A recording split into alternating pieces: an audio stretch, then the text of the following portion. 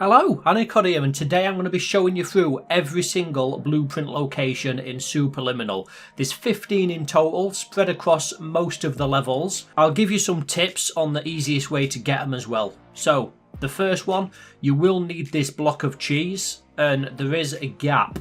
Now, this is right at the end of the first level, and you do actually need to use the cheese to get across. Now, if you look in the shadow right there, you can see there's a gap. And that's what you normally fall down into your bed and then you get onto the next level. If you use the cheese as some sort of ramp, jump across and then you can jump down and run round the back, and this is where your first blueprint is. All you have to do is run up to the blueprint, click it and it'll fill it in, and away you go. All the rest of the blueprints work the same as this one.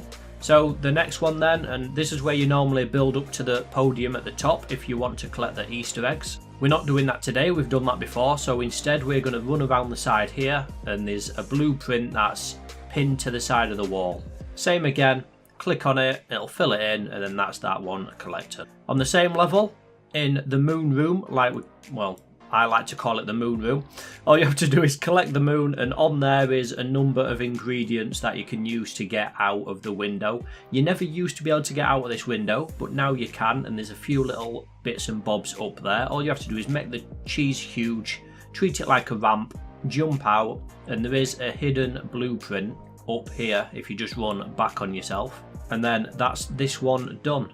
Just a little tip as well, if the lights are doing your head in, you can just turn the lights off.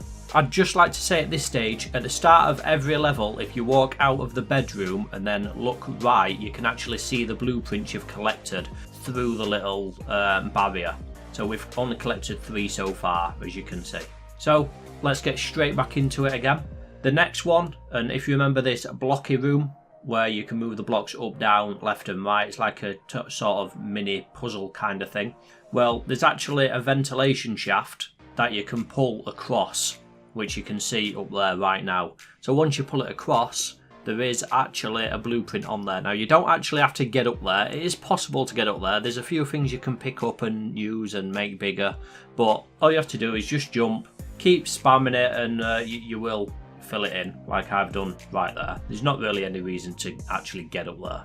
The next one, now this is where you put the block down, it explodes, and then you take the front off the dice and you drop down into your bed. If you take a cube with you, it will make this incredibly easy. So when you jump down, you can then use this cube to actually get up on top of here. You're not really supposed to get up on top of here normally, but there is a blueprint here.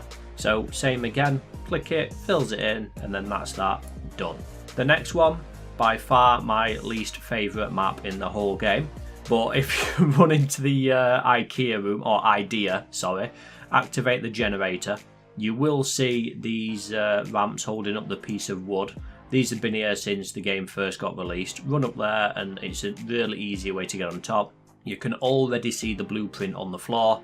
To get back out again, all you have to do is jump on the sack barrow and then you'll be able to get back over the top. So the next one, this is where you pull the window off the wall, make it nice and big and you can run through. If you run right to the very back, you will see some boxes, jump on top of the boxes and there's a blueprint hiding there. So that's the first one. The next one is you're running through into the pool room. If you pick up the bounce castle and run back, you can use the bounce castle to get on top of this little area here, and there is a little blueprint hiding here as well. Now, the next one, there's a really good tip for this. If you make one of the doorways absolutely huge and then you run through the other one that's just big enough for you, it will allow you to be big enough to actually place things in the keyhole.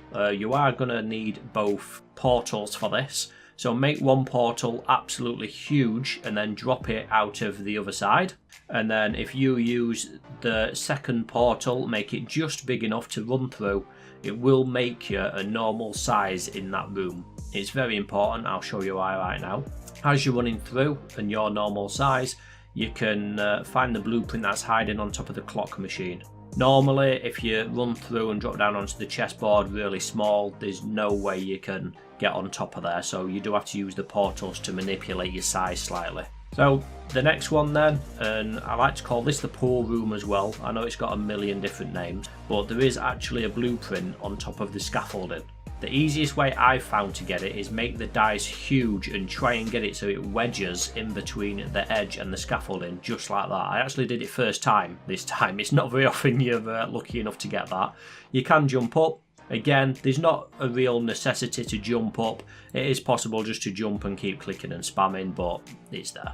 So this is the room where you normally click the dice and then it turns the room white. Well, don't click the dice and run round the back and you will see a blueprint hiding away. Obviously you can run back then and then click the dice, it'll take you to the next area. So we all remember this room where you got to run to the edges of the map, and every time you run a wall appears and then a middle bit appears like a makeshift bedroom made out of plywood.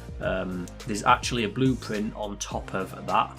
There's a couple of different ways you can get up. By far the easiest way, what I found anyway, is to jump on top of the chair and then you can jump up onto the main bit and you'll just naturally climb up. I get up there first time every time using that method. There is other ways, but I use that one. So another plywood area. There's only one way I found to get up here, and that's the bit with the gap. I've seen many people using filing cabinets. You don't need to do that. All I do is run up the side of the supports, climb on top, and then there's a blueprint hiding. So next in Whitespace, if you run out the door, run around the back, there's a blueprint hiding on the floor here. Normally you'd obviously run straight out in front and through the next door, but just take the time to explore. There's lots that this place has got to offer. So the final blueprint, 15 out of 15. As you run out of the built-up area, if you go back on yourself, there is a blueprint hiding on the floor at the back. Click on that, that's 15 out of 15. You will get an achievement, and then at the start of every level as well, if you walk out of the actual bedroom, like we mentioned before, look right and you will see on the board that 15 out of 15 blueprints stuck up on the little board outside. I'm not sure how they managed to get stuck up there because you can't get through into the area, but they are there. So if you've been following my Superliminal videos, you can see now we've collected all the constellations, all the chess pieces and all of the blueprints. We have got fire extinguishers and fire alarms to go, and then we're at 100% completion rate. If you want to see these videos, feel free to subscribe, and when it drops you'll be one of the first to see it. If you follow me on Twitter, you'll be able to see what I'm currently working on. If you follow me on Instagram, you'll be able to see a video's thumbnail before the video's even released. If you've watched it this far, let me know you're a legend in the comments down below. Really hope you've learned something new, and like always, thanks for watching and I'll see you in the next video.